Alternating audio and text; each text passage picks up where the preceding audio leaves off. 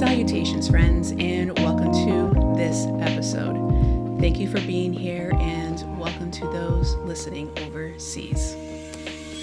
In this video, I'm going to discuss a few topics before we get into the paper. Now, this paper is a different type than I've done before. This paper is written by a law student who looks at the Epstein files as well as the Nexium brand and sees that the Sex Trafficking Protection Act, which was passed by Congress in 2000, doesn't cut it. It's counterintuitive and it's not proactive, and he finds a possible solution to it. With that being said, and reading the majority of his paper, it had me thinking many things. One of them being is, how is it that Congress passed this act and has it so that it makes it difficult for the victim, in that it not only re-victimizes them, but it makes it difficult for the prosecutor to use others in order to help bring down the trafficker. Because in the Epstein case, we have learned that he uses many different systems and many different disciplines, which means several different hands, in order to not only keep it secret, but to keep it flourishing. And it has me thinking that there were people in Congress that knew what was going on and had it so that, yes, it was written to make it look nice, to make it shiny, that, yes, we're helping the victim in getting the services, but it's going to be difficult for them to get their predator indicted. Which has me thinking, could we possibly still be stuck in 1492? What we've been told is Christopher Columbus came here with his gang, and they came over here and they raped and they pillaged and they used violence against women and children, and there was cannibalism. We're learning about that happening still today with the Epstein case.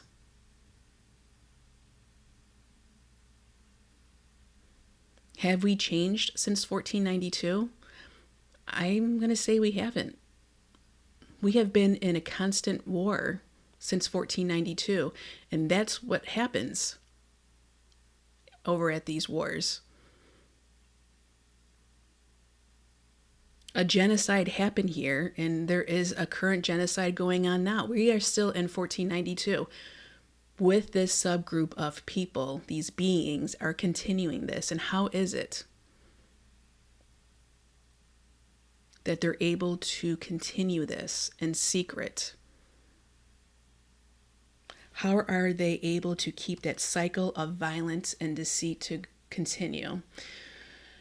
Part of it, I believe, is, as you see on the screen, there's a crest associated with Christopher Columbus,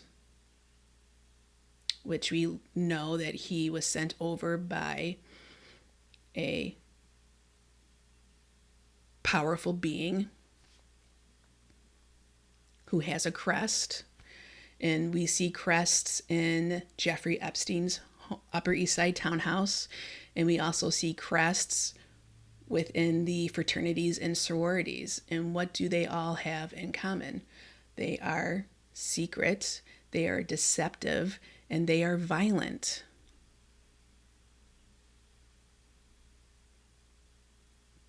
Another aspect, I believe, that helps perpetuate this is having this dynamic of predator versus prey, to keep us vulnerable, to keep us submissive. We see this at a macro level as well as a micro level. We see this within our capitalistic society through these industries like the modeling industry, the music industry, the movie industry. It's predatory. And we see this in a micro aspect. It's within our workplaces. It's within our own family dynamics. There are systems in place to be predatory. Our police system, our social service system. Yes, we are humans and we are mammals living on this earth with other mammals. And yes, they have this dynamic of predator versus prey, but it's not the same. They do it to eat food. They don't kill more than they can chew. And if they do, there are other animals to help clean it up. We have this unhealthy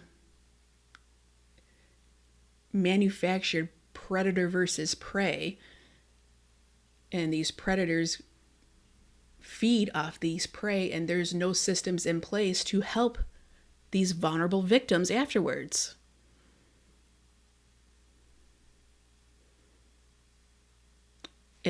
We keep perpetuating this predator versus prey with no systems in place to help the victims. We see with these 1492ers, when they came over here, they saw natives living off the land, being respectful, and yes, they killed buffalo, but they used all of it. They had housing that was effective. So these 1492ers come here and they're like, nope, Gotti, we're going to one-up you. We're going to herd these buffalo over a cliff and call that progress. Put the shiny word progress on it. And that's not progress. That is wasteful. It's excessive. It's exploitative. It's mediocre. It's hacky.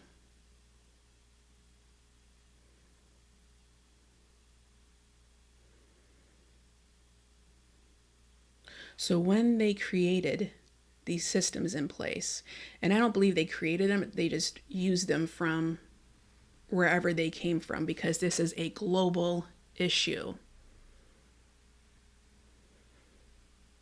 So they applied the systems over there to over here, but they made sure that they had certainty without accountability, and that has been the constant conversation since 1492 is how is it that these particular subgroup of beings continue to get away with what they do when in regards to violence against women and children as well as other men. Because they build them in a way to not be held accountable. Just like with that Sex Trafficking Protection Act, and we're seeing it right now with the Jeffrey Epstein files, that there are many, many of the people who are associated with him who are not being held accountable. And that includes doctors, that includes lawyers, that includes people in real estate, bankers.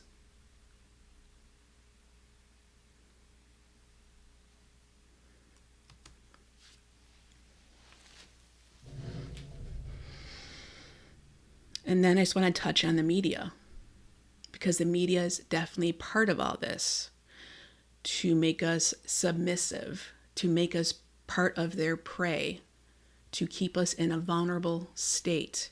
And I learned about subliminal messaging back in middle school or high school, and it was brought in discussion because where is the line? Is this ethical? How is Congress not stepping in and doing something about this? Because it can lead us down a dangerous path, which it has. It has made us weird. It has made us not normal.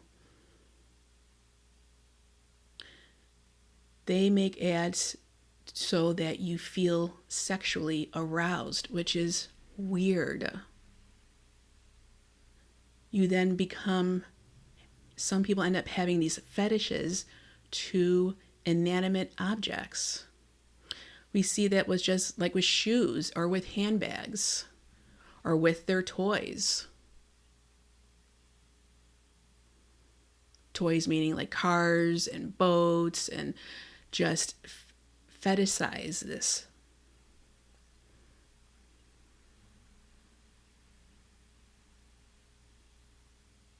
And when I was reading this book, Subliminal Seduction, this jumped up at me, which is, honesty isn't the best policy and crime doesn't pay. Policy, of course, is the Machiavellian term for deceit. So immediate and overt honesty can be camouflage for ultimate exploitation in ads, as in politics. I'm learning how exploitative politics is. Whenever there are budget cuts, it's against humanities. Within our school system, it's against humanities. They take that away. Why do we continue to have these budget cuts in the most abundant of country that we have? To keep us in a vulnerable state. This is why we still have homelessness. This is why we still have people who can't eat. It is designed to keep people vulnerable and submissive.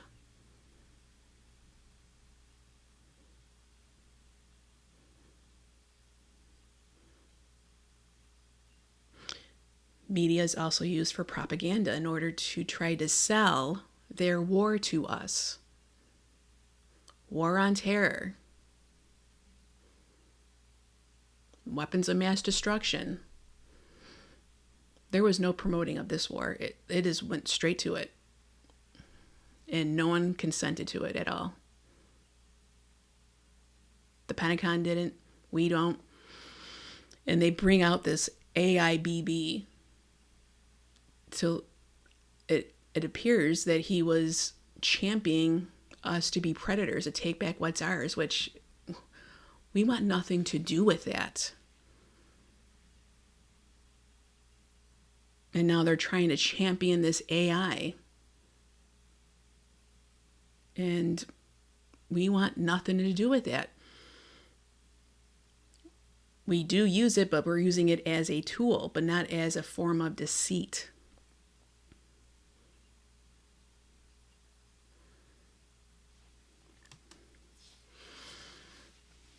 But to switch gears, there has been progress, and progress takes time. It takes energy. It takes consistency. It takes discipline. It takes intelligence, thinking it through. It's not reactionary. But there has been change, slowly but surely. I've mentioned before, but Karen Reed, that case has so much impact that many of us do understand, and some of us may not.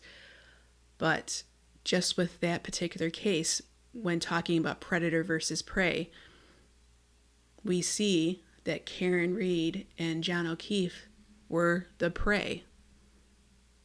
And we learn how predatory those families were in Canton.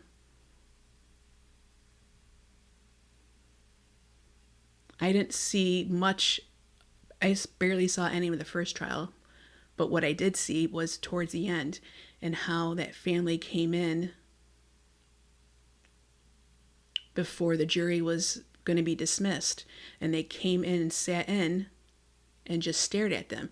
Predatory, submissive, vulnerable, threatening, and that was allowed. But thankfully, our jury of our peers in the second trial were able to see through the bullshit. And the one jury member said something very insightful. His big rationale of why he believed that she was innocent was because the state only spoke in jargon.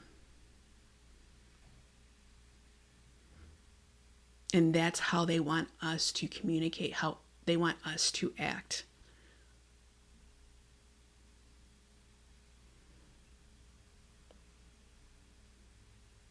And now here with Afro Man, the most recent case of our peers seeing through the bullshit, and he wins.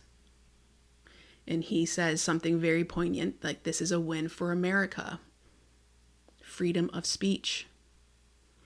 Because what it boils down to is this. Those police officers are street level bureaucrats. They are public service workers. That's what it boils down to. They are public service workers. They are not immune to being ridiculed for what they do. And who are public service workers? They are our police officers, our teachers, and our social workers. Why? Well, because they act as the face of the state. But they also have significant discretion in how they apply their policies. And yes, they have limited resources and high caseloads. But that is also done by design. It is to keep us in a vulnerable state. So if you are keeping a high stress caseload on police officers, you're going to increase their level of violence. And when it comes to teachers, there are many amazing teachers out there who are fighting the good fight. But once some of those teachers get their tenure, they become predatory.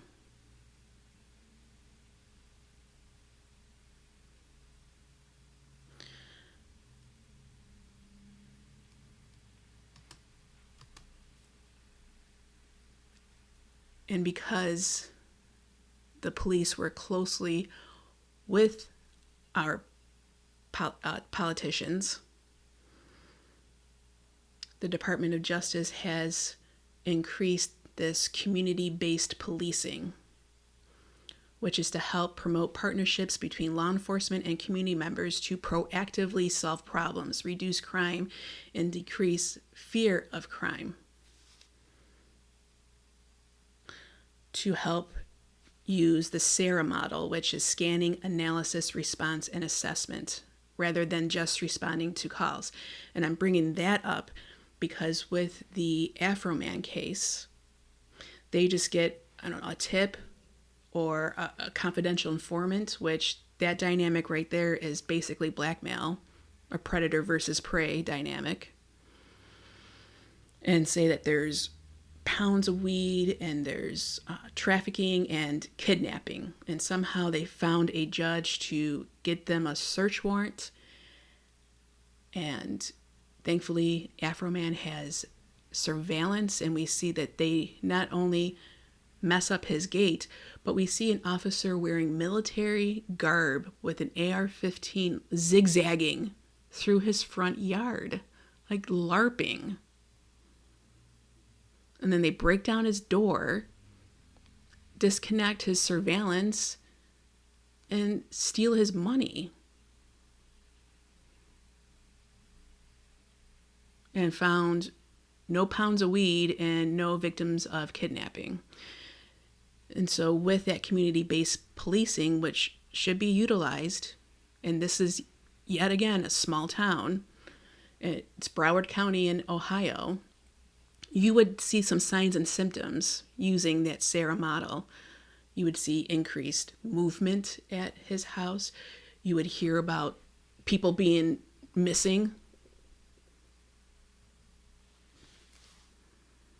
So thankfully, the jury of our peers saw through the bullshit, and Afro Man is not going to be paying them millions of dollars for defamation of their character.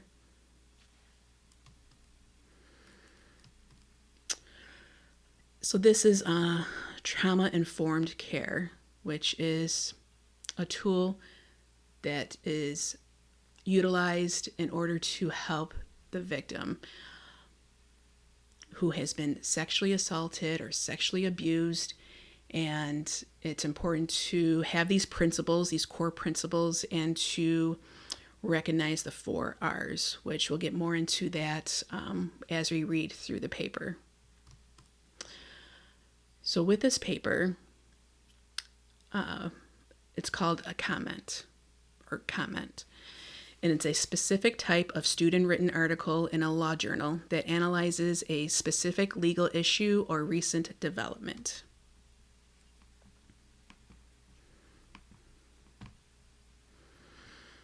This paper was written in 2022 by Evan Binder, who is a JD candidate at Northwestern Pritzker School of Law. So it's under my understanding that he has not taken the bar exam, and he is trying to get an internship at this law school to help better prepare him for the bar exam. So in doing so, he wrote this paper, Comments, and it's Getting Out of Traffic, Applying White-Collar Investigative Tactics to Increase Detection of Sex Trafficking Cases.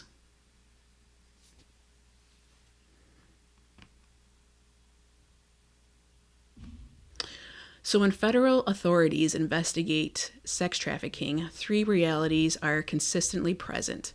First, most sex trafficking investigations begin in response to an individual affirmatively bringing evidence to investigators. Second, the elements required to prove someone guilty of sex trafficking under federal sex trafficking laws incentivize prosecutors to rely on victim testimony and their cooperation throughout the life of the investigation.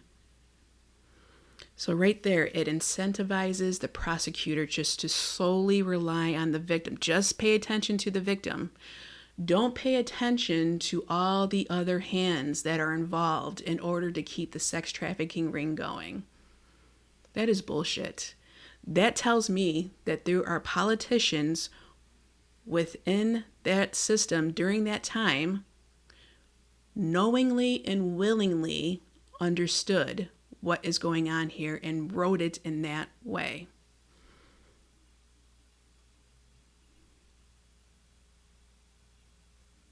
That's sickening. That's 1492 type behavior. This can be, and often is, psychologically traumatizing for the victim. Third, most cases are viewed through a traditional tripartite structure involving the trafficker, the victim, and the purchasers of the sex act, which is the Johns. However, recent high-profile sex trafficking indictments of Jeffrey Epstein and the lifestyle brand Nexium demonstrate that trafficking schemes are frequently much more complex than that tripartite structure and involve many other individuals who either participated or were involved in the illicit conduct. As such, the way federal authorities investigate sex trafficking can and should be reimagined.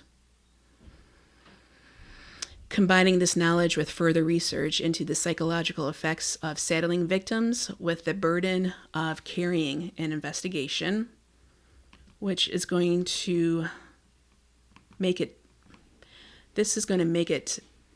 so the victims are going to really think twice, 3 times, 4 times in order to do it, which is done by design.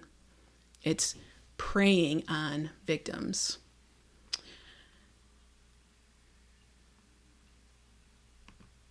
So combining this knowledge with further research into the psychological effects of saddling victims with the burden of carrying an investigation, through to conviction, sex trafficking investigators can look to prosecutorial tactics used by the Antitrust Division of the Department of Justice.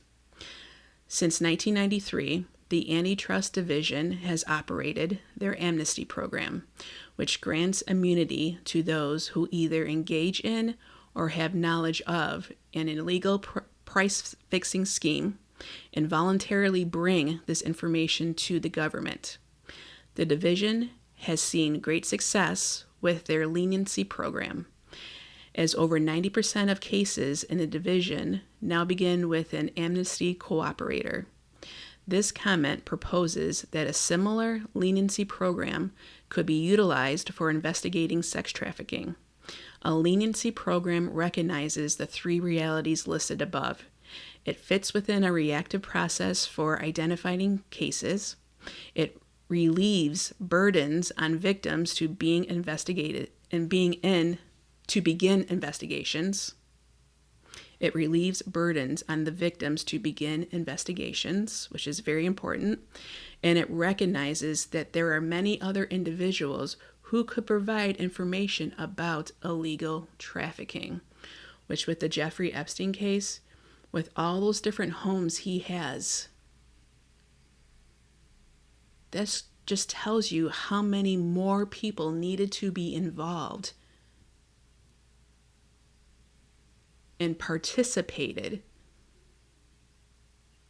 willingly or unwillingly and left and did nothing, which we will learn that, like with these Greek systems, like once they're in it, they're stuck in it. Well, I'm sure there's an element of that. But when it comes to doctors and lawyers and bankers, there are laws put in place for you to respect the oath that you took within your discipline to do the right thing.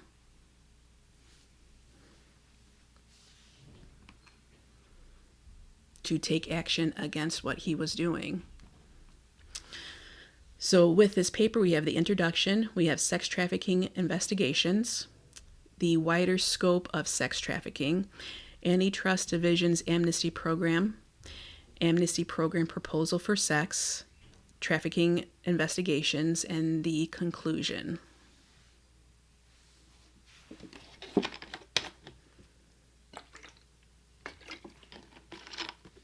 Introduction. On July 8, 2019, the U.S. Attorney's Office from the Southern District of New York announced that it had indicted billionaire financier Jeffrey Epstein, which he was arrested on the 6th.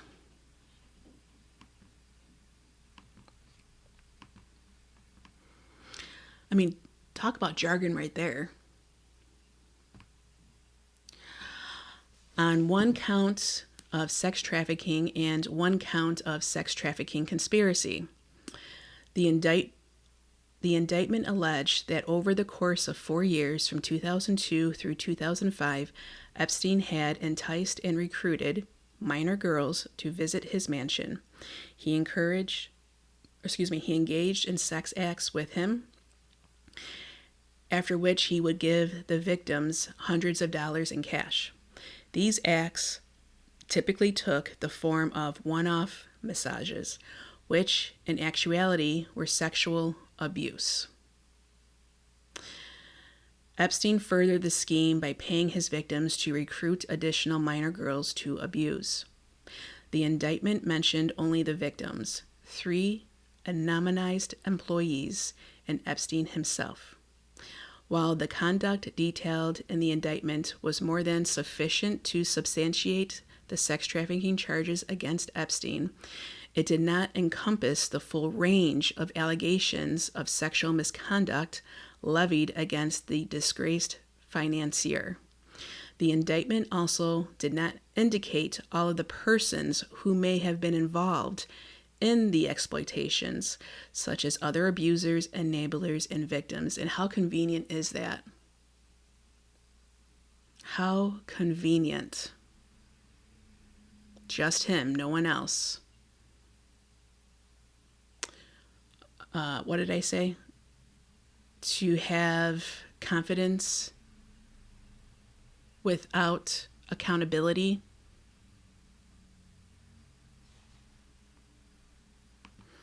Certainty without accountability.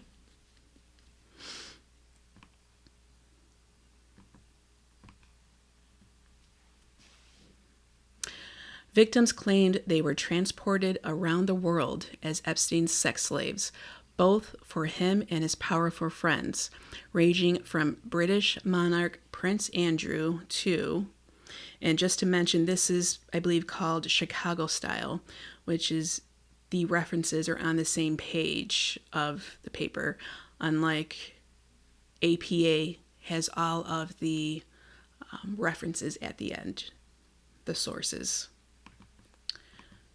Former United States Senator George Mitchell. Epstein allegedly loaned girls to prominent American politicians, foreign presidents, and business executives, and would film the sex acts on his properties for possible blackmail. While none of these allegations served as the basis for criminal charges, the allegations revealed a world of illicit sex trafficking much wider than that alleged in the July 8th, 2019 indictment. So that is done purposefully. That's the federal government doing that. That's the FBI.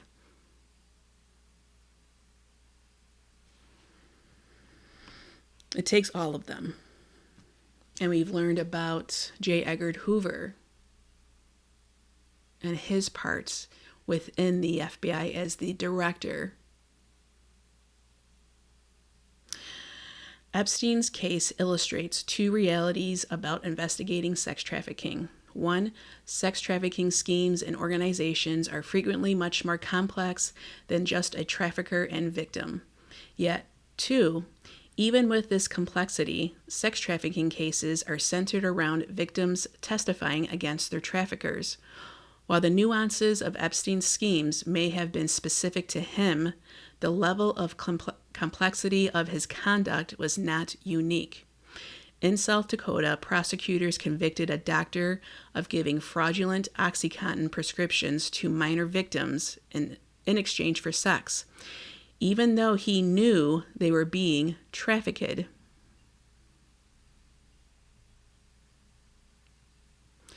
In Southern California, street-level traffickers earn cash by selling commercial sex acts with trafficked women and move that cash all around the world through mules, who hid the cash in objects such as clothing or toys. These examples only capture a sliver of the diversity of trafficking schemes currently operating today. While the methods of each scheme differ, they are all secretive and involve many individuals other than the victim and the lead trafficker. The secretiveness of sex trafficking stymies investigative efforts, as detecting such schemes is incredibly difficult. However, because these schemes are wide in scope due to the sheer number of people involved, many individuals have knowledge about them and are simply not coming forward to investigators with that knowledge, which I can understand. There's definitely an element of fear behind this, which keeps you submissive and keeps you the prey. When investigating sex trafficking, investigators do not seem to acknowledge either of these realities. Instead of using proactive measures to detect sex trafficking rings, over half of all sex trafficking cases begin by a third-party tip to law enforcement. Further, the law that sex traffickers are prosecuted under the Trafficking Victims Protection Act puts victims at the center of the investigations. As a result, investigators become fixated on charging traffickers based on victim testimony at the expense of pursuing investigative avenues involving others in the trafficking scheme.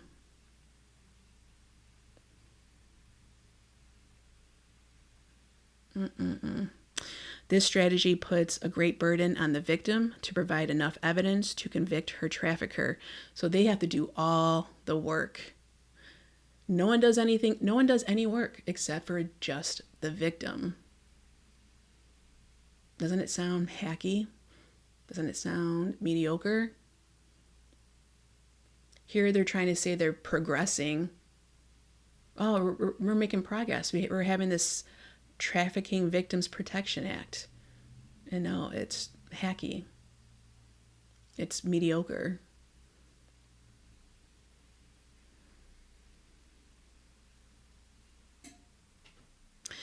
This strategy puts a great burden on the victim to provide enough evidence to convict her trafficker, assuming she is willing to participate, while ignoring other key sources of information and testimony.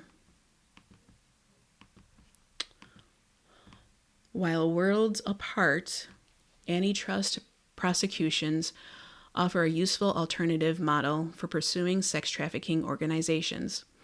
The federal government's antitrust enforcement powers focus on schemes called cartels between market competitors, for example, Virgin Atlantic versus British Airways, to fix prices, rig bids, or artificially manipulate the market for their own financial gain.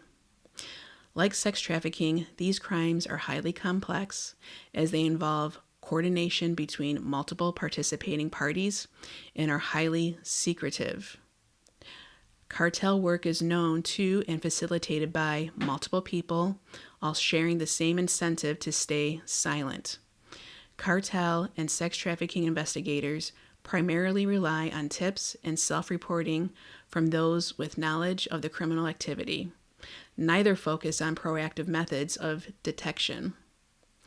Recognizing that antitrust crimes are difficult to detect but involve many persons that can serve as possible witnesses or sources of evidence, the Department of Justice's Antitrust Division created a leniency program for cartel participants to come forward to alert government authorities about ongoing antitrust conspiracies.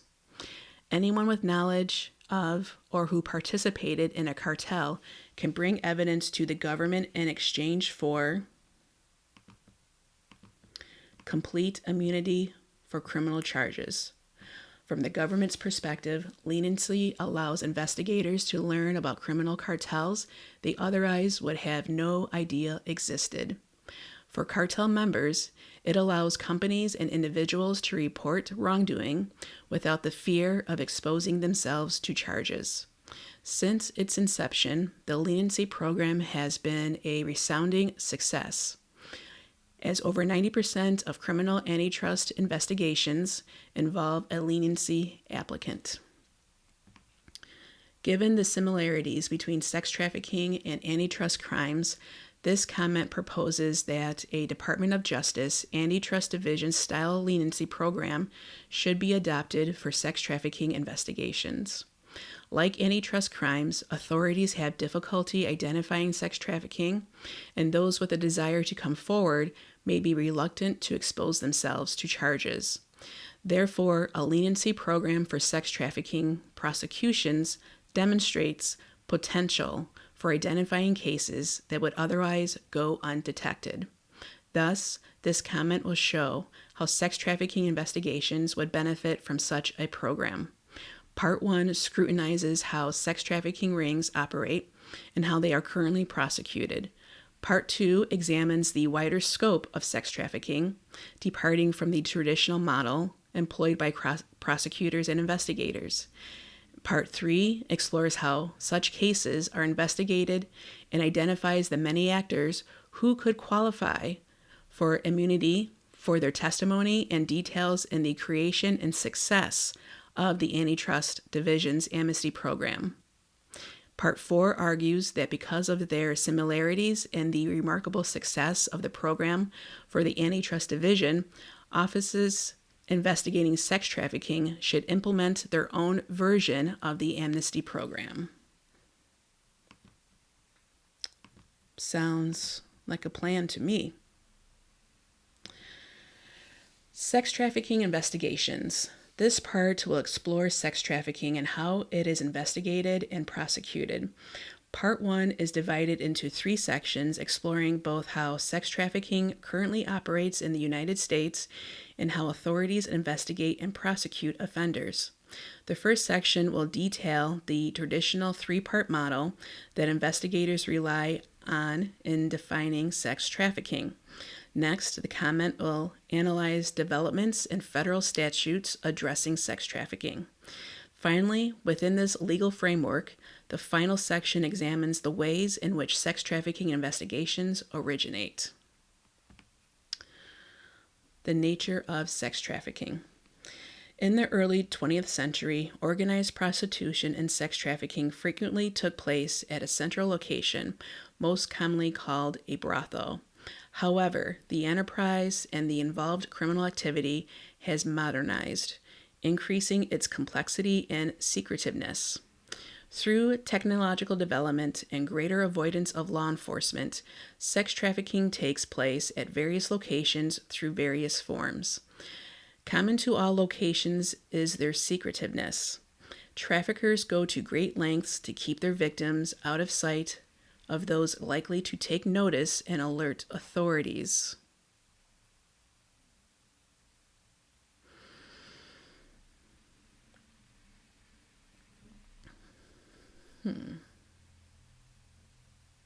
Small towns. And we learned in the one paper how the majority of organized crime happens in rural areas. And the status quo, we're told that it happens in cities. Yes, that stuff does happen in the cities, but mostly in rural areas and even more so in the suburbs. This secretiveness both furthers the enterprise and makes detection even more difficult. In the traditional framework of trafficking schemes, sex trafficking consists of three types of actors: the traffickers, the victims, and the clients. Under this traditional model, the trafficker is the organizer or operator of the trafficking ring and plays an active role in the control over their victims, while any person who aids or abates a sex trafficking scheme could be considered a perpetrator. Under the traditional model, the individual who exerts force over the victims and leads the trafficking ring is considered the perpetrator. Traffickers gain control over victims by establishing their subservience through many means, ranging from cultivating a false romantic relationship to physical violence. While the techniques may vary, the trafficker is the primary criminal facilitator. Without the trafficker, the trafficking would not exist. True. But also you need a John. The John facilitates that. It keeps it going. The second group in the traditional model are victims. Victims are defined as persons subjected to sex trafficking. More specifically, women or girls who are transported or recruited under the duress of force or coercion for the purpose of exploitation are victims of trafficking. Victims are controlled by their traffickers and forced to engage in commercial sex acts, while seeing little to none of the profit. These commercial sex acts encompass more than just prostitution. Victims can be forced to take part in stripping, mail order marriages, and pornography. There is no single way that one becomes a victim, as traffickers rely on several methods to identify and recruit women and girls. However, all victims possess some vulnerability, whether financial, emotional, or psychological, which is important. Yes, we learned in that paper that some perpetrators purposely go into poor areas, but anyone of any socioeconomic status can be part of this because it starts in the family dynamic. It's within their environment, and that can be generational wealth all the way to being poor. Because we are people and we have many different vulnerabilities. The final group in the traditional framework are the clients, commonly referred to as Johns. They provide the demand that allows sex trafficking schemes to thrive. Johns can be matched with victims in a number of ways, including through the internet, escort services, or direct contact with the trafficker. Johns may or may not be aware that victims are being trafficked and may believe that they are engaged with a woman who are willingly sex workers. which I don't believe that. I have a hard time believing that.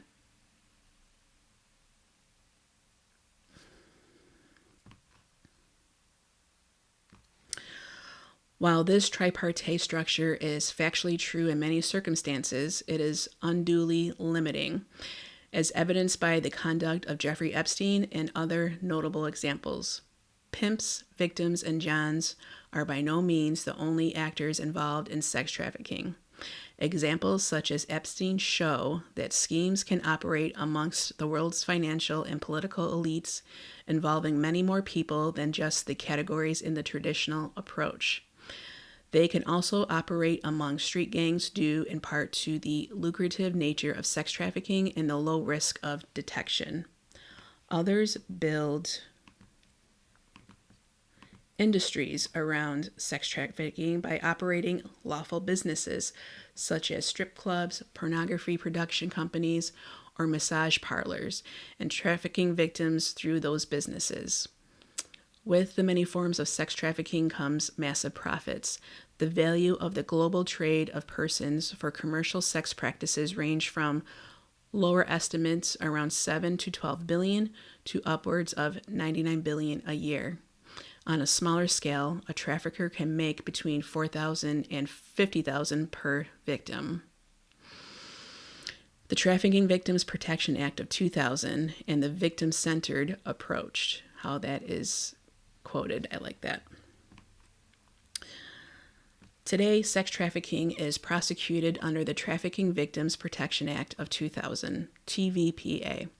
Recognizing the lack of comprehensive modern anti-sex trafficking legislation, the TVPA punishes anyone who recruits, entices, harbors, transports, provides, obtains, or maintains by any means a person or benefits financially or by receiving anything of value from participation in the sex trafficking scheme.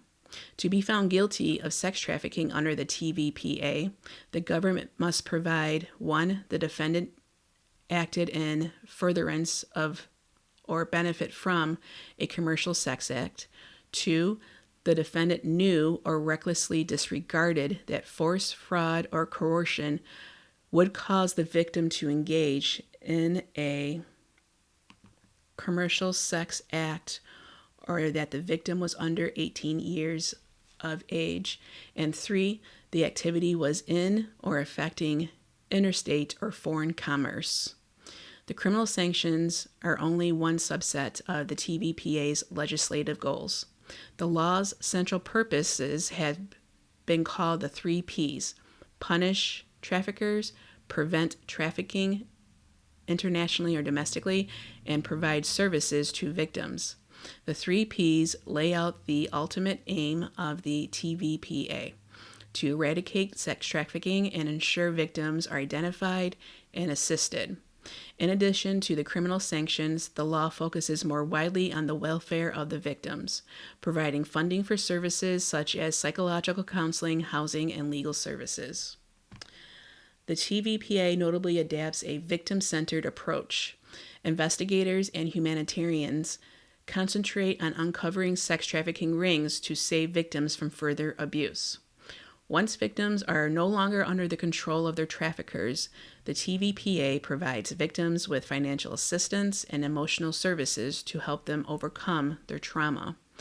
The victim-centered approach extends to prosecution of traffickers as cases are centered on victim testimony. The key element to convict a perpetrator of sex trafficking is the requirement that the victim was under the threat of force, fraud, or coercion. A victim can single-handedly provide this element, as she is the person best positioned to testify about physical harm inflicted upon her or about how she was coerced or defrauded under the TVPA. It is nearly impossible to bring a successful case under the TVPA without victim testimony. In addition to satisfying the duress elements of the TVPA, Victims also shed light on other aspects of their trafficking, leading to additional evidence. A victim can identify her perpetrators across the organization's hierarchy, ranging from those in charge of recruiting new prostitutes to head of the ring. She can provide phone numbers of those involved. She can identify locations in which she met clients and how they were paid. At trial, a victim can offer a compelling narrative for a jury to sympathize with, which increases the likelihood of conviction. Given the breadth of information that a victim can provide, it is clear why investigators train their focus on them to build cases against traffickers. However, centering cases around victim cooperation has complex consequences, both for the investigators and for the victims themselves, especially when the status quo is to not believe the victim. That has been going on for decades. Oh, they're lying. Oh, they knew. What was she wearing? Why did she drink? Very victim blaming, victim shaming. Before a victim can begin contributing to the criminal investigation against her trafficker, investigators spend a great deal of time and effort determining whether that individual should be considered a victim. See? Asking whether the individual willingly took part in sex work or is a perpetrator furthering the scheme. To be considered a victim under the TVPA, she must either 1. Be a minor, or 2. Have been under the duress of force, fraud, or coercion.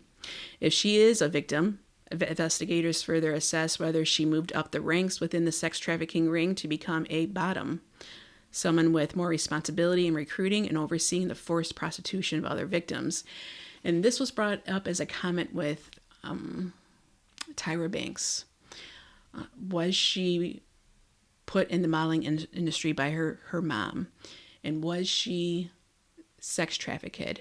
And then in turn became a recruiter, which if she does, and if that happens, she's still a victim. She's just stuck in that system and she's trying to survive.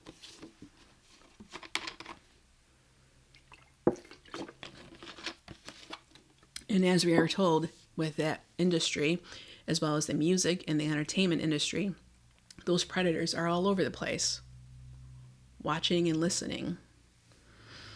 Like with the Idaho 4 case, with the Sigma Chi doing the trafficking and Pi Phi looking around and listening and making sure. The decision whether to see someone as a bottom or as a victim determines whether the individual becomes the star witness in building a sex trafficking case or one of the prosecution's targets. Reaching this determination can take weeks as prosecutors interview an individual to comprehend the full extent of her story.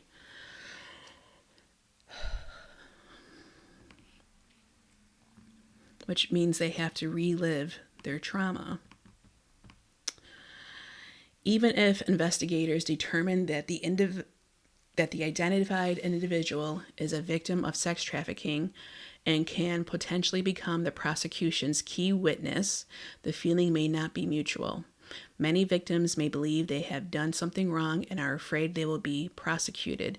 Even if the victim understands that she was victimized, she may be unwilling to cooperate with the investigation for any number of other reasons. For example, she may not trust the government to keep her safe or obtain justice in her case. She may feel that she has no alternatives beside the life provided by her trafficker, or may feel a sense of love and loyalty towards her trafficker, or she may be fearful of repercussions by her perpetrator and determine it is safer not to say anything that could make her situation worse than it already is. And I want to say that's what happened with Jeffrey Epstein and with Palm Beach. I remember reading a little bit in that discovery how the girls who spoke up were being stalked, as well as the girls who didn't say anything. They were being watched. These issues are exacerbated for victims trafficked from other countries, where obstacles such as a language barrier or unfamiliarity with government services prevent victims from cooperating. Even if a victim overcomes these obstacles and initially cooperates with investigators, the protracted process of building and prosecuting a case can become too much for a victim to handle. Cooperation with investigators can take years, requiring victims to recount their trauma dozens of times throughout the investigation and trial. Because trauma affects everyone differently, the victim may have trouble remembering details of her abuse, undermining her ability to aid investigators and withstand cross-examination should the case go to trial. These issues are only exacerbated if a victim does not cooperate or decides midway through the investigation to stop cooperating. Prosecutors will go to great lengths to ensure victims' testimony because of how central they are to the government's case. And because victims engaged in illegal sex work, even against their will, prosecutors possess ever-present leverage over victims and are able to charge them at any time. Which, that is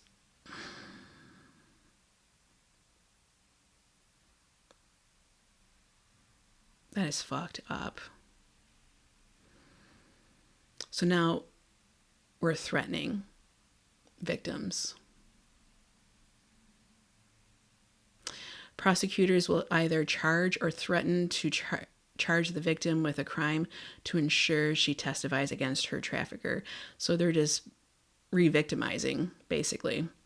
Where the victim is a minor, prosecutors sometimes charge them with a misdemeanor offense to hold them in a state facility, thereby separating and protecting them from their traffickers to ensure their testimony. Which, that's weird. Okay, that would come off to them as a punishment. And being in a state facility, that those places are not ideal. And if there is money, they say, for housing, then why don't they have specific establishments used that are trauma-informed care to be able to help facilitate them and give them services?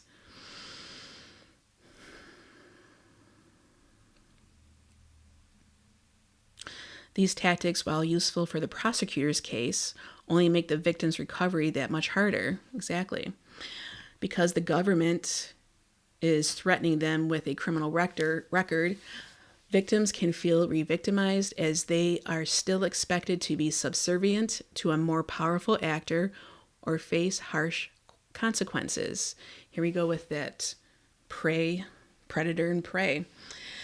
In the effort to convict a trafficker, the victim of the trafficking becomes victim to the might of the prosecutor and the stigma of a criminal record. The reliance on victims also goes against the entire purpose of the TVPA, to ensure and protect the welfare of victims. Placing the responsibility of successful prosecution on the victim's testimony is a heavy burden that many may not be equipped to emotionally handle. At the very least, such an experience is mentally and emotionally taxing and does not further the TVPA's stated purpose to benefit the victim as she moves past her experiences with trafficking. Well done. It is counterintuitive to simultaneously promote a law to help victims overcome their trafficking experiences while also requiring them to relive the horrors of those experiences time and again throughout the investigative process. While we cannot expect to prosecute every sex trafficking case without any victim testimony, investigators can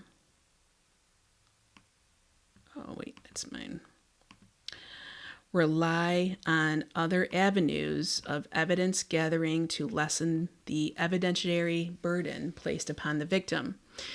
As this comment argues in greater depth in Part 4, implementing a program that incentivizes perpetrators to come forward with evidence of sex trafficking will go great lengths toward easing that burden of victims. How sex trafficking investigations begin. Though Congress sought to stop sex trafficking and protect victims through the TVPA, they did not include proactive detection techniques and strategies in their reform. To identify sex trafficking cases, prosecutors overwhelmingly adapt a reactive approach, waiting for law enforcement authorities to bring cases to them instead of devoting resources to detecting these cases themselves. This approach is evident in the investigative statistics, with 37% of all sex trafficking cases beginning as a tip from a third party to law enforcement. Additionally, 18% of new cases are identified during the course of existing sex trafficking investigations. Conversely, only 10% of all cases begin with a victim self-reporting to police. By comparison, sex trafficking violations detected by proactive investigative measures only make up a fraction of documented cases. Comprising about 12% of sex trafficking cases.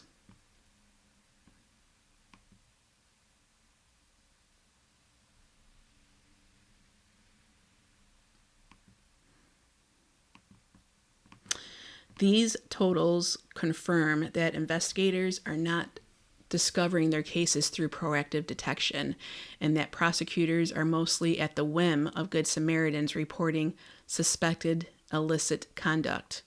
The reliance on third-party reporting also illustrates the problems of building cases around victim cooperation and testimony. Even if a victim self-reports, she is still saddled with the difficulties of cooperating throughout the entire investigative process. Yet the vast majority of victims do not voluntarily come forward. They are discovered through other means. As a result, victims need to be convinced from the outset to participate in what could be a years-long investigation, which can breed skepticism, contempt, or unreliability on the part of the victim. This data shows that neither perpetrators nor victims come forward to investigators to report trafficking, as there is little incentive to do so, unless investigators are willing to exponentially increase proactive detection efforts. The incentives for reporting illegal activity need to change. The secretive nature of sex trafficking is an impediment to adequate detection, as there are only so many third-party observers who are willing to report suspicious activity.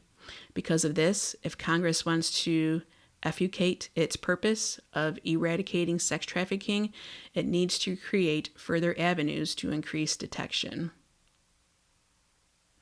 Which is very true.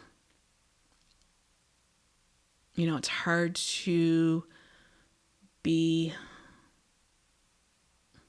the right thing, because the way the systems have been set up, if you do the right thing, you're going to get punished for it.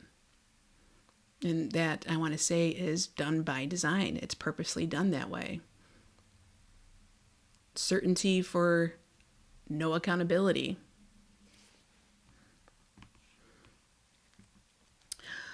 The wider scope of sex trafficking.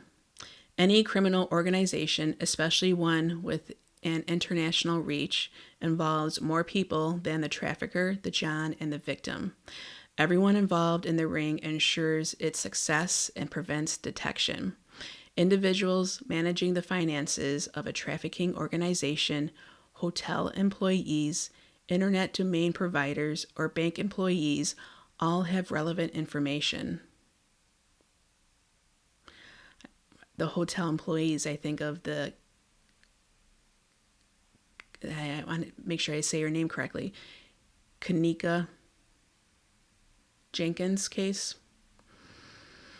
However, it is difficult for prosecutors to charge them under the TVPA, as such individuals may not have the required intent or knowledge of the trafficking, or because prosecutors cannot prove that they engaged in or conspired in the requisite fraud, force, or coercion. Coercion. I have such a hard time saying that word. However, these individuals are not immune from criminal prosecution, and they know it.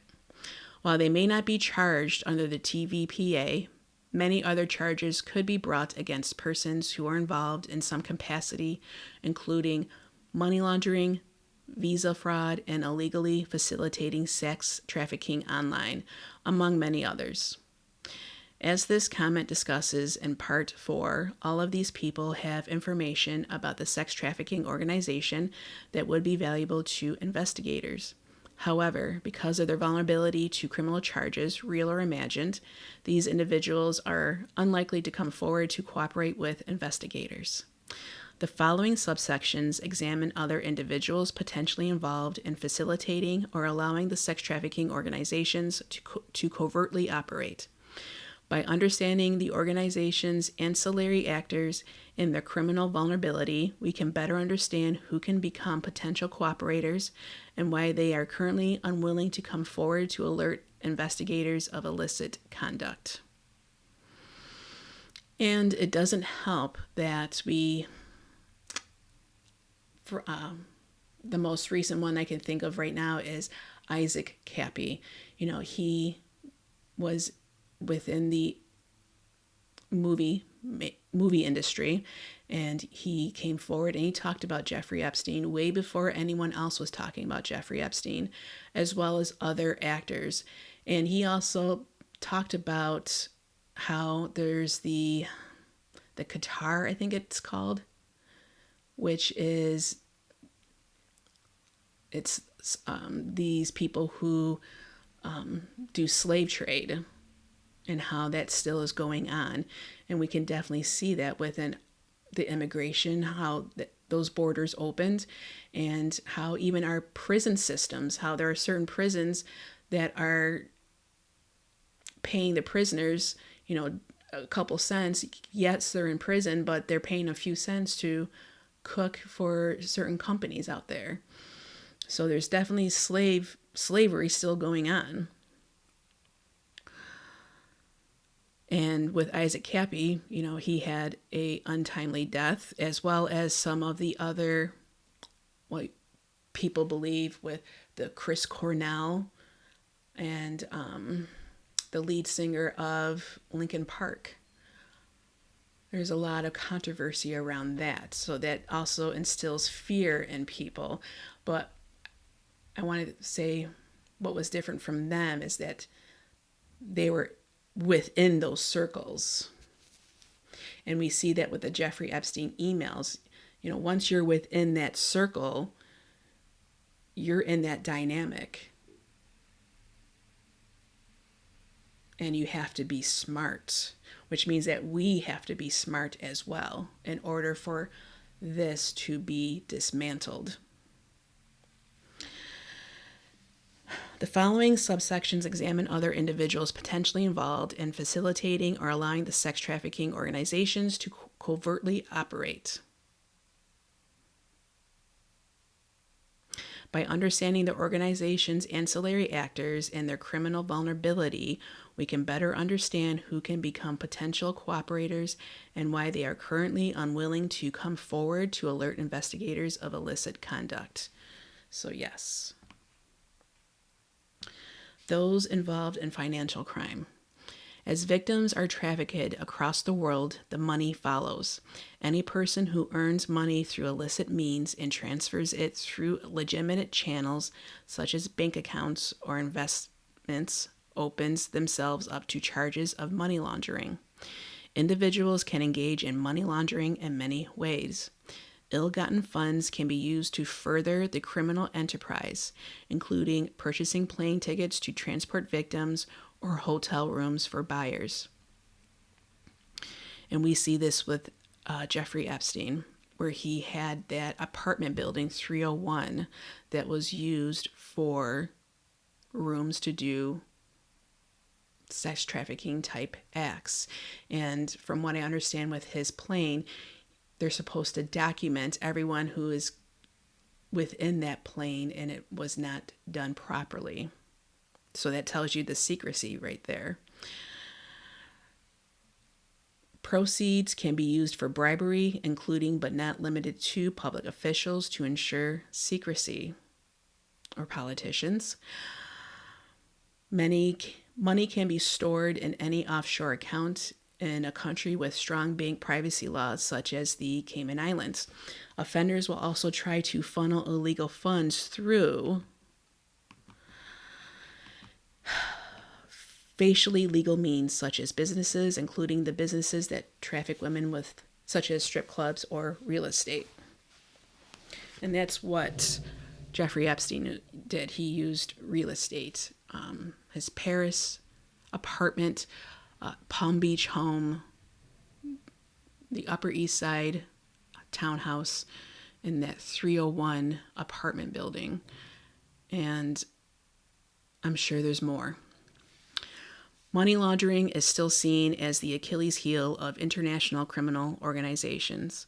When money moves through established financial systems, such as through banks or regulated exchanges, it produces a documented history of those transactions. For example, in a Southern California large-scale trafficking ring, investigators were able to identify 50 bank accounts in 9 different banks containing proceeds from sex trafficking, which was used to buy real estate in the surrounding area. When that much money, all derived from illicit means, is transported through multiple channels, many individuals may have knowledge about its source or have participated in the laundering.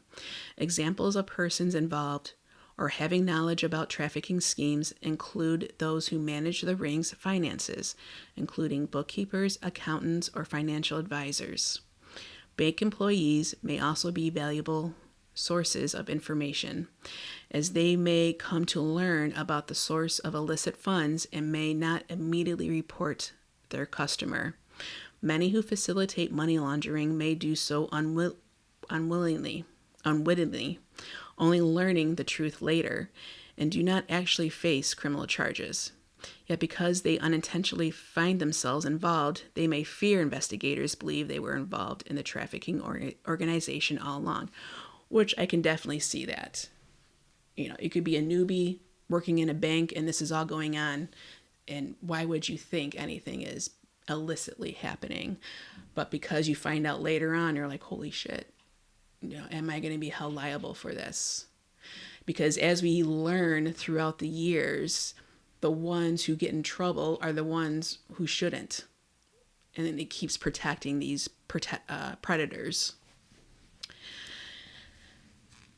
Those who are engaged in money laundering are frequently vulnerable to other financial crimes, including tax fraud and Bank Secrecy Act, BSA, violations. Because funds generated through trafficking are obtained illicitly, perpetrators are unlikely to include them on tax returns, which leaves them vulnerable to tax fraud. Traffickers may expose themselves to tax fraud charges by stealing victims' identities, filing false tax returns, or seizing fraudulent tax refunds, among other tactics. Jeez Louise. Those who store funds in offshore accounts are likely not reporting the existence of those accounts to the U.S. Treasury Department. It is a criminal violation to willingly and knowingly fail to file reports of foreign bank and financial accounts. Any individual who assists traffickers in tax preparation may have knowledge of either the tax crimes or underlying crimes, or may have participated themselves. So I'm sure there's many accountants within the circle of Jeffrey Epstein. The banks and people who work for them that operate accounts for traffickers can also be exposed to criminal liability. Under the BSA, financial institutions are required to report suspicious financial activity to the federal government. If the institution willingly fails to comply with these requirements, then they may face criminal penalties. As multinational institutions, banks employ many people who unwittingly interact within traffickers. Employees may suspect illegal activity, but are not certain enough to flag such transactions. If they later come to learn that money was being illegally transferred and it went undetected, employees or the bank itself may be reticent to then blow the whistle and comply with their obligations under the BSA, because doing so might alert authorities to indifference or an unwillingness to comply with the law earlier. And I can totally see that because it's been instilled in us that if we see something like this, oh, are you sure you want to go there? Are you sure about that? What if you do? That's going to damage their reputation. It's going to damage their business. Who fucking cares? Who cares at this point? Look how much damage they're doing to these victims. Who cares if we damage? Okay, well, then they're going to have to fix it. Well, if we were wrong, then we were wrong. It came it came because of a good intention. We see something, so we say something, right? Aren't we supposed to do that? You see something, you say something. Well, there you go. I believe that was instilled in us to protect the predators, to stay subservient, to continue just being the prey and be submissive. While this would not definitely lead to charges for the bank or employees, the hesitation to report prevents investigators from gaining another entry point into a sex trafficking ring.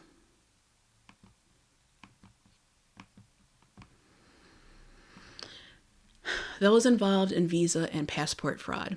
An essential facet of the operation of sex trafficking organizations is the transportation of victims, both domestically and internationally. When transporting victims, perpetrators frequently violate criminal statutes related to immigration. Passport and visa fraud are common when illicitly transporting persons across borders.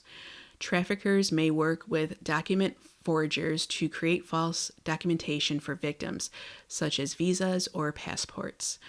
Those who assist the trafficker may later become aware that they are facilitating sex trafficking. They could offer insight to investigators, but may be reluctant to do so because of their vulnerability for visa or passport fraud charges. For wealthier traffickers such as Jeffrey Epstein, victims may travel with their perpetrators on privately chartered planes. To avoid detection, perpetrators may direct the flight company not to reflect the victim's presence on the flight manifest. In Epstein's case, he frequently transported women and underage girls to his private island in the U.S. Virgin Islands by way of his private plane, which frequently did not comply with laws requiring all visitors to possess either a U.S. passport or a raised seal birth certificate and valid U.S. identification. Any individual who helps facilitate any form of visa fraud may be criminally liable, including forgers of official documents and pilots or employees of the charter plane company. And see, here he goes and he does that, but we have ICE on the street being violent towards actual citizens that have their ID on them. Internet providers. Traffickers commonly use the internet to conduct business with Johns. These transactions regularly take place on websites tailored for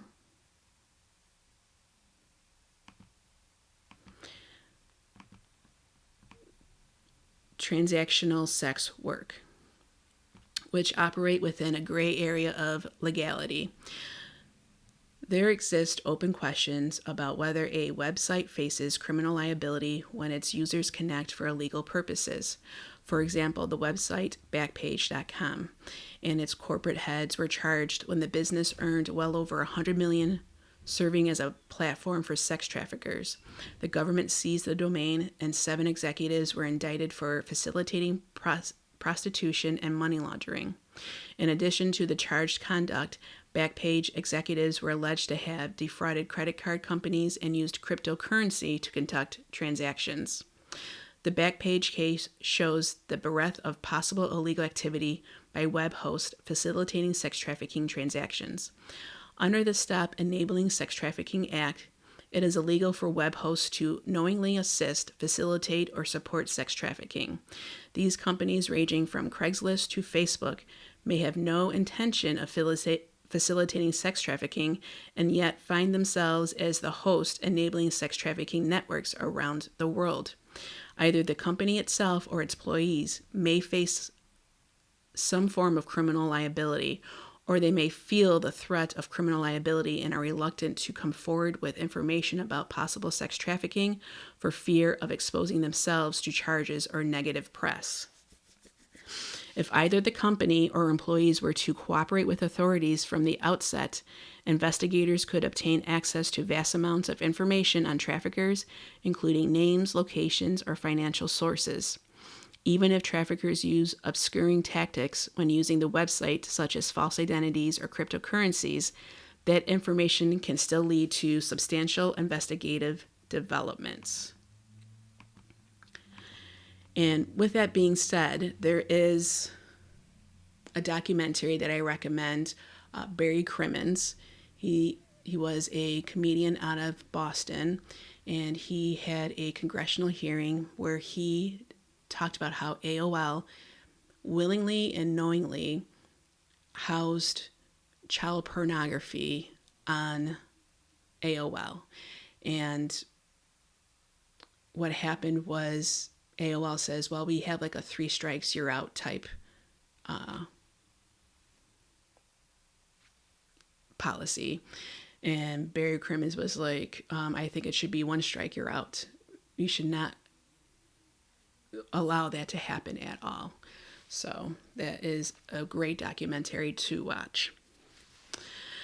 Getting out of traffic. While these groups of actors are illustrative examples of those with valuable information about sex trafficking, they are far from the only ones. The breadth of possible perpetrators involved in sex trafficking demonstrates the rich variety of sources available to fuel an investigation. The common practice of relying on victims to develop chargeable cases against traffickers is not necessary. Investigators must change the perpetrators' motives and incentivize them to bring information to investigators instead of maintaining the secrecy that allows trafficking rings to thrive. Antitrust Division's Amnesty Program.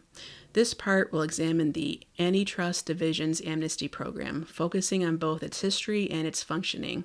First, I explore the history and development of the Amnesty Program, explaining how it grew from an ambiguous, little-used policy to the centerpiece of market manipulation prosecution. Second, I discuss how the program operates for both investigators and participants. And finally, I examine the underlying reasons motivating the Department of Justice to implement and rely upon the Amnesty Program. So the Antitrust Division and Amnesty Program overview. In 1890, Congress passed the Sherman Act to respond to corporations forming monopolies to control the marketplace. Today, the Antitrust Division of the Department of Justice pursues criminal charges against companies that agree with competitors to fix prices, divide markets to curtail consumer choices, or to rig bids at the expense of the consumer. Agreements between competitors range in size and scope, from rigging bids on foreclosure auctions in Palm Beach County, Florida, to international price fixing on auto parts sold to the largest automakers around the world. Antitrust violations like sex trafficking crimes are defined by their secrecy and difficulty to detect. Agreements between companies to fix prices illegally or rig bids for services are themselves crimes. To reach these agreements, companies must trust each other not to be detected, as any outside detection leading back to investigators assures mutual destruction. From the perspective of cartel members, trust among participants is paramount to maintaining the lucrative windfalls companies gain through market manipulation. It is the cartel success that motivates the Antitrust Division's leniency program. The leniency program provides enforcers with an investigative tool to uncover cartels that may have otherwise gone undetected and continued to harm consumers. Fearing the existing investigative tactics were not detected many Sherman Act violations, the division implemented the first iteration of the amnesty program in 1978.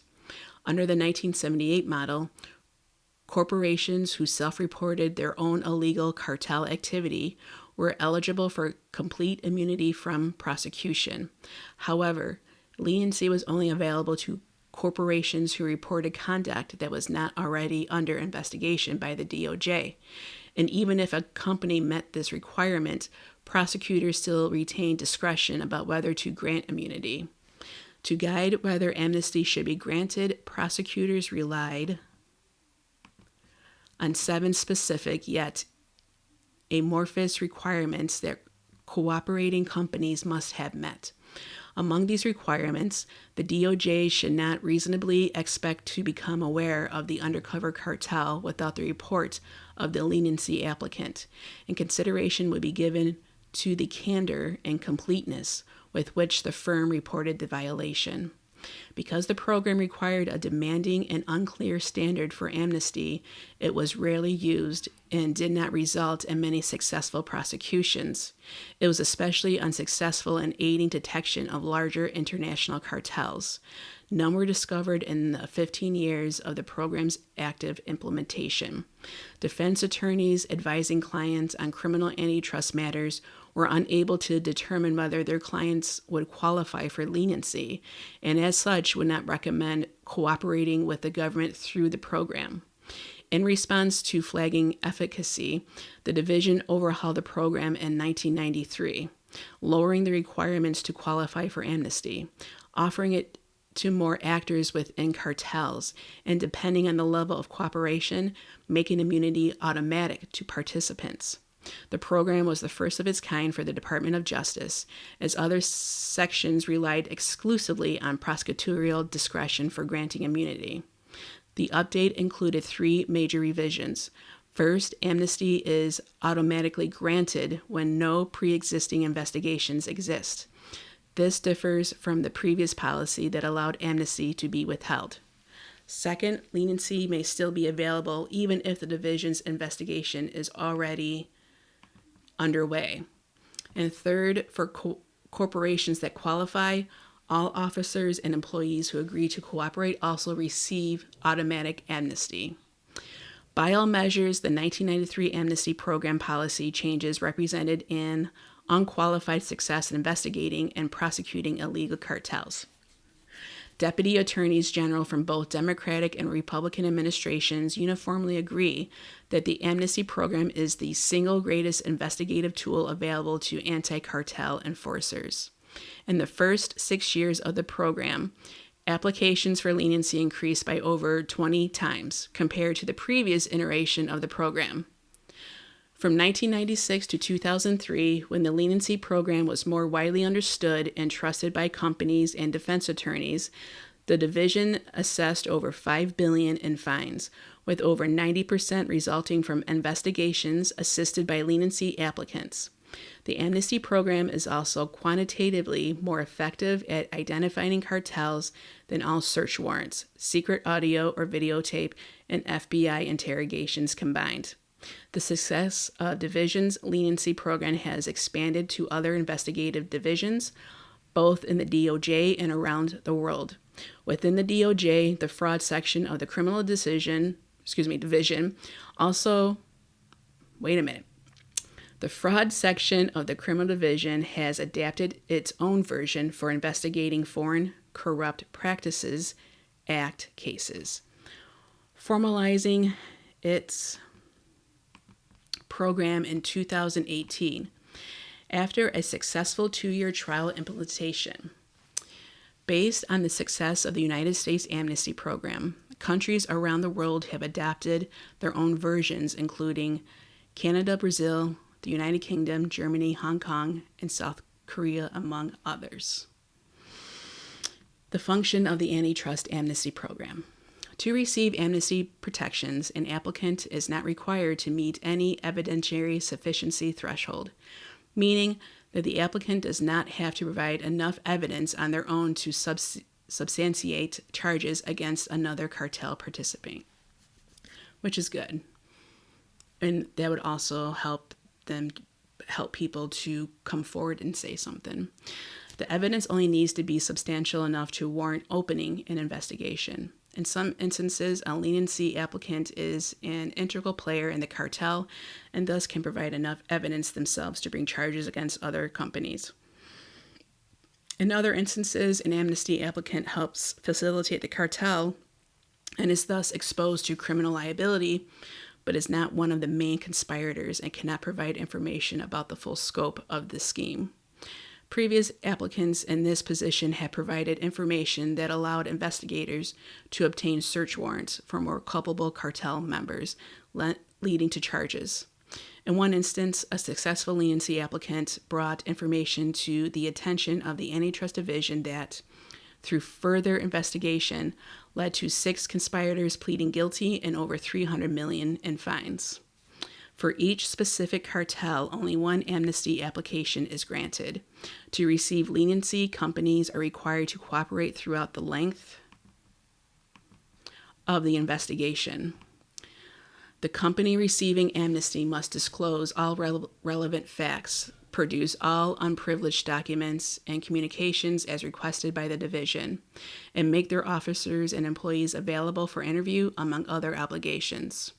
Cooperators can be sent back into the cartel while working with the government for evidence-gathering purposes, such as covertly recording conspiratorial meetings. While it is rare, leniency applicants can have their agreement revoked if they do not provide the requisite information requested by the government, or if the government later learns that the leniency applicant was untruthful or withholding of information. There is one important limitation on who can receive amnesty. The applicant cannot have coerced another party to take part in the offense and must not be the instigator or the leader. For schemes in which there is a single organizer or a single ringleader, that company or actor is not eligible for amnesty. However, if the conspiracy is among 2 or more conspirators that can share equal or near equal culpability, then all conspirators are eligible for amnesty protections. This balancing prevents the most culpable participant in the scheme from receiving immunity for providing information against lesser participants in the trafficking scheme, while still offering cooperation opportunities for lesser or equally culpable participants. And that makes sense.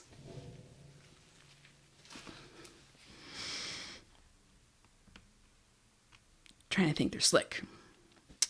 Philosophical justification of the amnesty program. The leniency program increases detection of illegal cartels. Because illegal antitrust violations are so secretive, there are not many avenues through which investigators can pierce the cone of silence shared by co-conspirators. Offering a leniency program allows for discovery of massive international cartels that otherwise would never be detected. One common objection to the amnesty program is that individuals and companies who are criminally liable and have committed conduct that deserves to be punished benefit unfairly. However, this objection creates a false dichotomy. Implementing a leniency program is not a choice between punishing all perpetrators or punishing only a few. Rather, it is a decision to hold most of the culpable actors of a cartel accountable when the alternative is holding none of them accountable, because the cartel would otherwise go undetected. Discovering and stopping market manipulation provides the greatest benefits to consumers. While the cost of immunizing a criminal actor are high, most members of the cartel are ultimately held accountable, and the public benefits from the case in the market manipulation.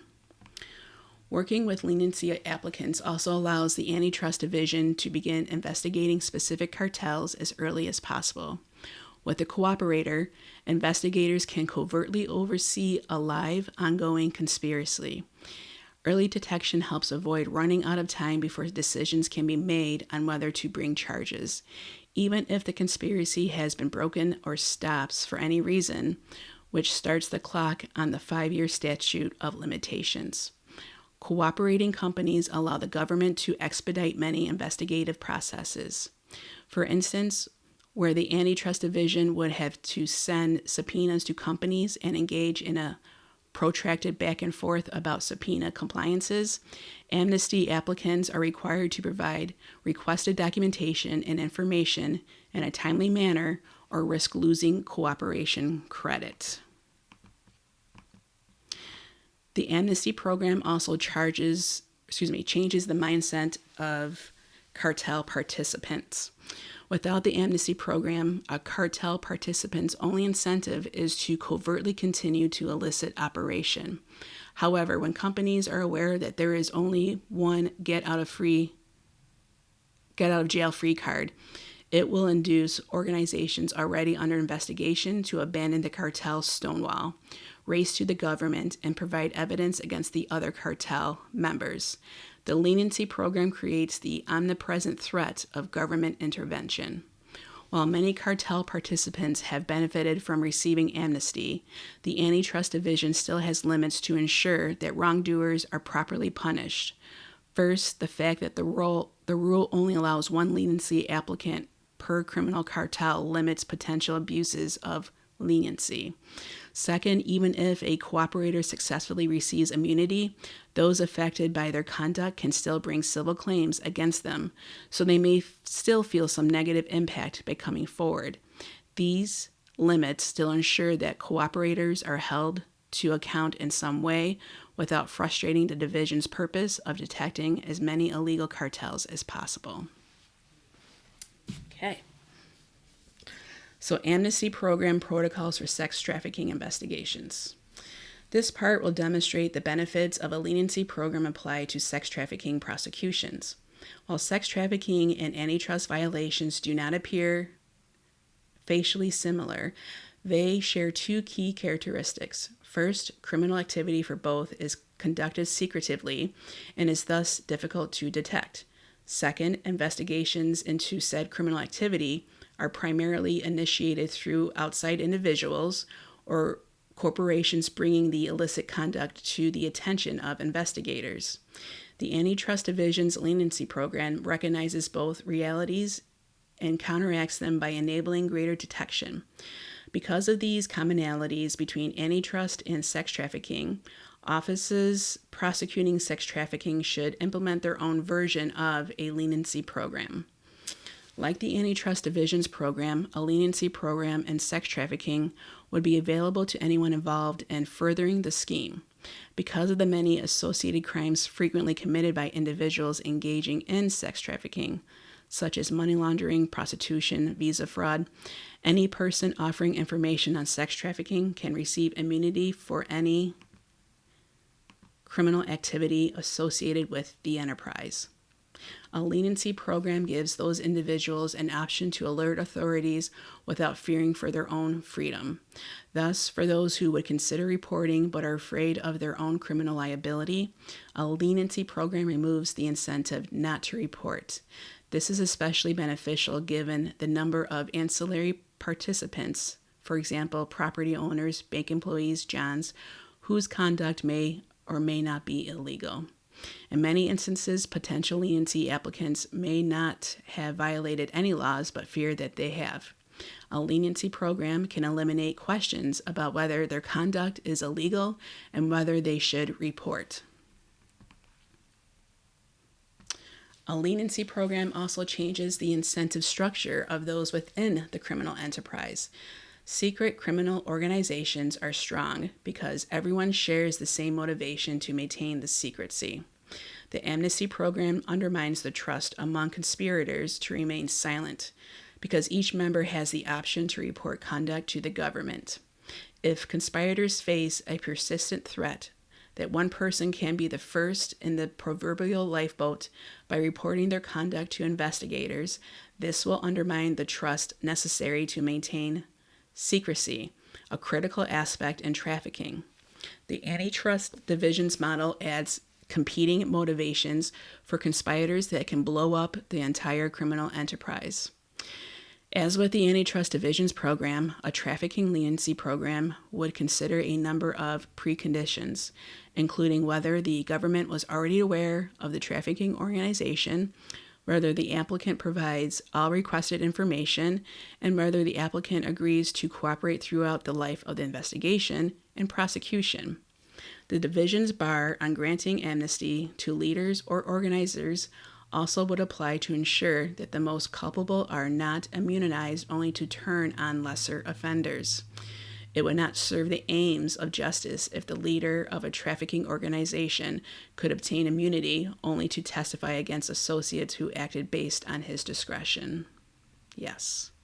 A leniency program also aligns with current methods for pursuing sex trafficking, since those investigations are already reliant on others to bring forth information of illicit activity. The program does not require law enforcement to do anything differently or require additional expenditures to develop proactive measures. By offering an amnesty program, those within an illicit scheme are incentivized to come forward, adding many new sources of information to begin investigations. There are no additional financial burdens imposed on investigative bodies. An investigation itself would proceed as it normally does. The only difference from the current victim-focused model investigation is that this approach would increase the methods available to begin investigations into sex trafficking. Very true, so you don't have to add more employees to try to get this going. It works within it. This is an especially key facet given legislative reticence and lack of availability of funds to expand investigative resources. A leniency program would require no increase in resources while potentially offering a greater increase in detection of criminal activity. Underlying the leniency program is the philosophical determination that detection is the most important facet when investigating criminal cartels. The Antitrust Division has weighed the considerations and has concluded that detecting and stopping criminal cartels from operating and harming the American consumer is their paramount concern. The cost of holding most, but not all, participants criminally accountable is a worthwhile price. The same logic can be applied to sex trafficking. As in antitrust crimes, the government is not presented with a choice between prosecuting all perpetrators or just a few. Rather, it faces a decision between holding most accountable or holding none accountable, because the trafficking scheme would not have been discovered otherwise. Recognizing the reality that great amounts of trafficking are not otherwise detected makes that trade-off worthwhile.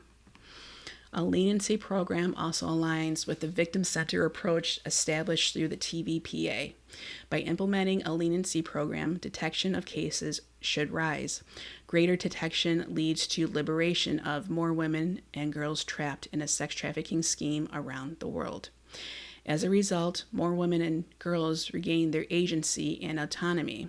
If Congress's ultimate goal of eradicating sex trafficking is to ever be realized, the government must start by increasing detection. An amnesty program furthers this purpose.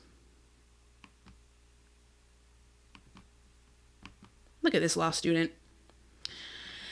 An amnesty program also can relieve the burden on victims to sustain an entire investigation. Because avenues for starting an investigation increase, the victim is less likely to be saddled with the burden of forming the core of the investigation. Her testimony may ultimately be necessary, but she does not have to be the starting point of all gathered evidence. Instead of relying heavily on victims from the outset, investigations will originate and grow from individuals who have agreed to cooperate throughout the life of the investigation. Not only will more victims be saved from their traffickers, but they will also not have to relive their traumas repeatedly through constant investigative interviews. Instead, victims will have the opportunity to focus solely on the recovery from the abuse. And we also need to say him as well. For perpetrators to come forward, an automatic amnesty program is necessary to combat sex trafficking more effectively, and we cannot continue to rely on prosecutors granting immunity on an ad hoc basis. The revisions to the Antitrust Division's amnesty program demonstrate the importance of having clear standards in both how to qualify for immunity and what one gains from cooperating. It was unclear in the first version of the program whether immunity would actually be granted, so cooperators did not feel comfortable coming forward. Only when the process for immunity was formalized did cooperators start coming forward to great numbers. The same logic applies for sex trafficking. Traffickers already did not report illicit conduct in the absence of grantees of immunity. If individualized grants of immunity were sufficient for incentivizing cooperators, then we would likely see a significant number of investigations begin with a participant in the trafficking scheme. In order to have perpetrators report their conduct, the leniency applicant must trust that they will receive immunity protections and not be punished if they come forward.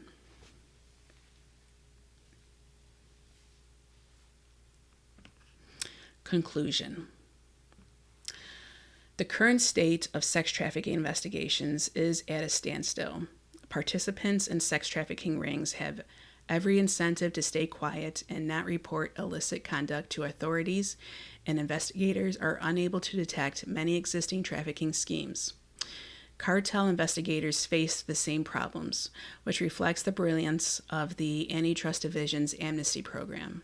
By offering immunity to only one cartel participant in exchange for voluntary cooperation, the leniency program changes the incentives for those in the criminal agreement and increases detection of covert criminal enterprises. No additional resources are required to implement the program, since the only change is the voluntary cooperation of criminal participants.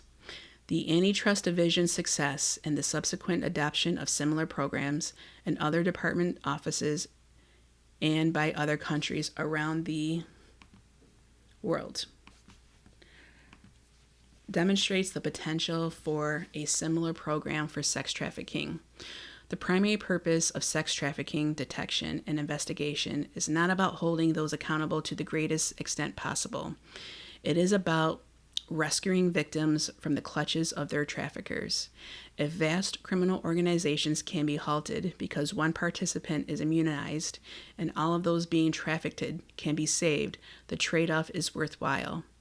If an amnesty program had been available, perhaps one of Epstein's many associates and employees would have come forward earlier. Maybe then prosecutors would not have had to rely on 15-year-old evidence, derived almost entirely from victim testimony. Maybe then we could have stopped a global spanning sex trafficking scheme decades earlier. Perhaps we can still halt countless other schemes that have gone and continue to go undetected. Very nice, Evan Binder. Thank you. So with that being said, which was a lot, here is an option for the government to use in order to help prevent further sex trafficking, and that how it is essential to have those within that ring who is participating willingly or unwittingly, knowingly, would come forward and have some safety and security with that, would help break apart that ring. So I enjoyed that comment. So that is all I have at this time with that paper.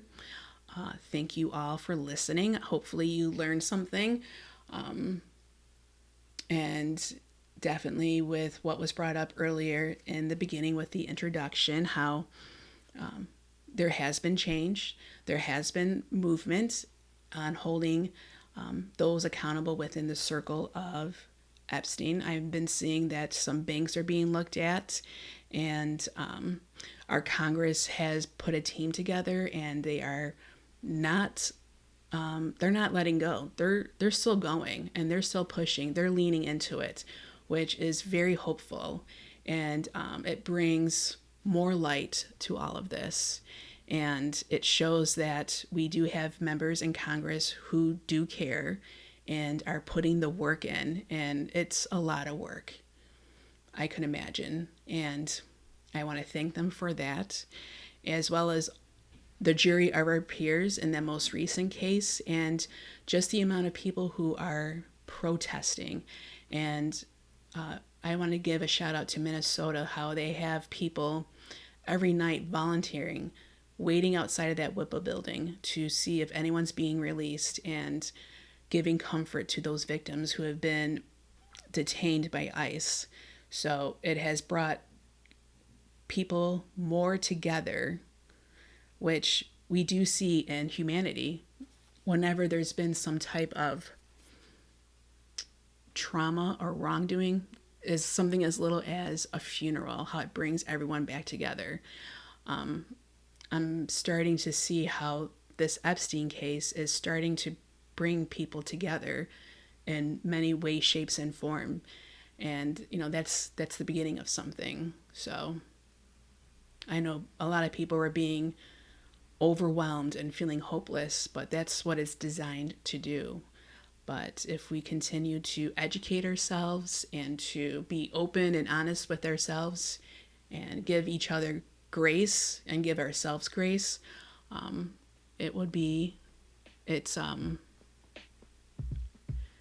it's bringing a lot of hope for me, and excited to see what our future brings.